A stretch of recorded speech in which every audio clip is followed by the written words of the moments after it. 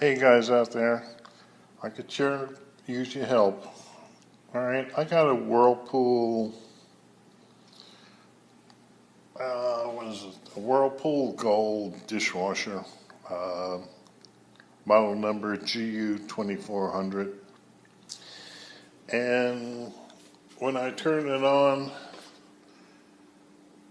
when I turn the power on, I get a blinking light like this.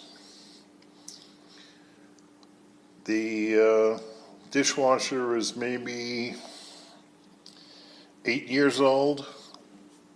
It's very rarely used, maybe once or twice a year, and I can't seem to get an answer from Whirlpool as far as what the problem is, whether it's the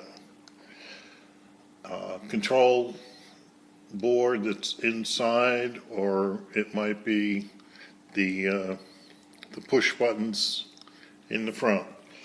If anybody's got any suggestions on what to do or how to test it, because the components are not cheap, and I don't want to go buy a new panel if it's not the panel and it's the control board. Alright, if anybody can leave some suggestions on how to test it, or if you've got any experience with this, what to do about it, please just leave a comment. I'd appreciate it. Thank you very much.